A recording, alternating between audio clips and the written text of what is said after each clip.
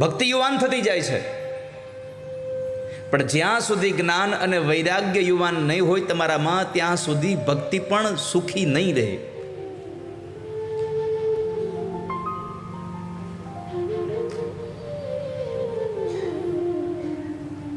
કારણ કે જીવનમાં જ્ઞાન અને વૈરાગ્યની આવશ્યકતા બહુ છે.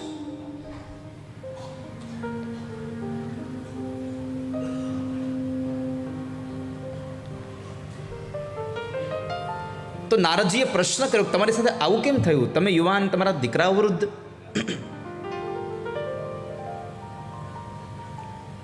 ભક્તિ કહ્યું,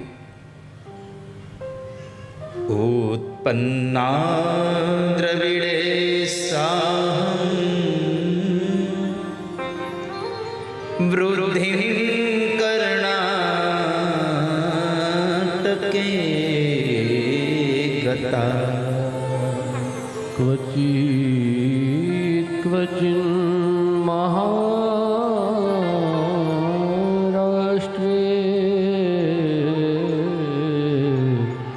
ગુર્જરે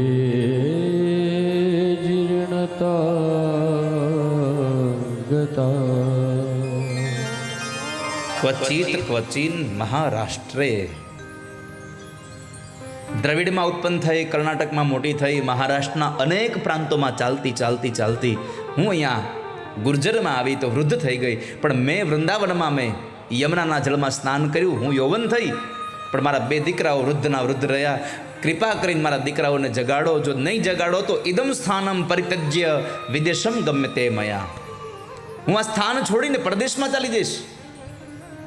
નારદજીએ કહ્યું કે તમારે ક્યાંય જવાની જરૂર નથી, તમે અહીંયા રહો, તમારા દીકરાને હું જગાડું છું. નારદજી એના દીકરાઓને જગાડવા માટે કાનમાં વેદના મંત્રો અને ગીતાજીના શ્લોક ગાયા. પરંતુ જ્ઞાન અને વૈરાગ્ય જાગ્યા ખરા, પણ આળસ મળીને પાછા સૂઈ ગયા. નારદજીને આશ્ચર્ય થયું કે જે માણસના કાનમાં મેં વેદના મંત્રો ગીતાજીના શ્લોક ગાયા અને એ માણસ પાછા સૂઈ ગયા, તમારે કરવું શું એને જગાડવા હાટું? એને જગાડું કેમ હું? એક બાજુ ભક્તિ એમ કહે છે કે હું જતી રહીશ, એટલે નારદે કહ્યું તમે ક્યાંય ન જાઓ, તમારા દીકરાને જગાડવાની જવાબદારી મારી છે. જો આમ ન કરી શકું તો હું ભગવાનનો ભક્ત નહીં. તદહમ ન હરિદાસો લોકે ત્વામ ન પ્રવર્તયે. ભક્તિ હું તમને વચન આપું છું, હું તમને ગેહે ગેહે જને જને સુધી લઈ જઈશ, પણ તમે આ ન કરશો.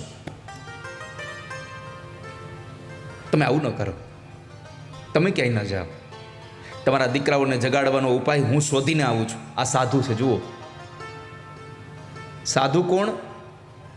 તમારા દુઃખનું નિવારણ લેવા માટે પોતે જાય.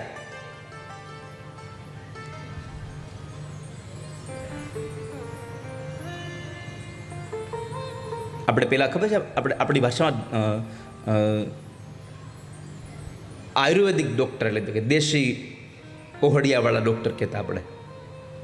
આપણે રોગને કાંઈ લઈને જઈએ, પછી ડૉક્ટરે કોઈ દી કીધું કે ભાઈ તમને આ રોગ થયો છે એટલે તમારે આ જડીબુટી તમારે પીવો તો તમને સારું રહે,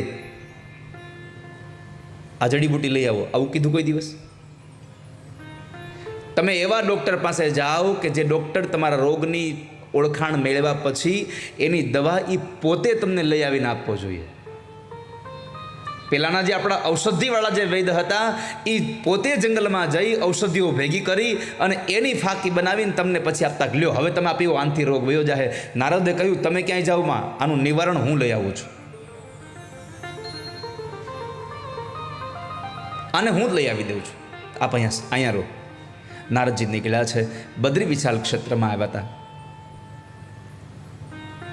બદ્રી વિશાલ ક્ષેત્રમાં આવ્યા એટલે નારદે પ્રશ્ન કર્યો કે જેના જ્ઞાન અને વૈરાગ્ય વેદના મંત્રોથી અને ગીતાજીના શ્લોકથી ન જાગે તો એને મારે જગાડવા માટે શું કરવું જોઈએ? હવે તમે મને માર્ગ બતાવો. એટલે સનતકુમારે કીધું કે આમાં ક્યાં મોટી વાત છે, તમારું આ દુઃખ દુરાધ્ય નથી, આ તો સુખ સાધ્ય છે. આનો ઉપાય તો બહુ મામૂલી છે. શું ઉપાય છે બતાવો ને? તો કંઈ તમારે સત્સંગ કરાવો. સત્સંગથી માણસ જાગી જાય છે.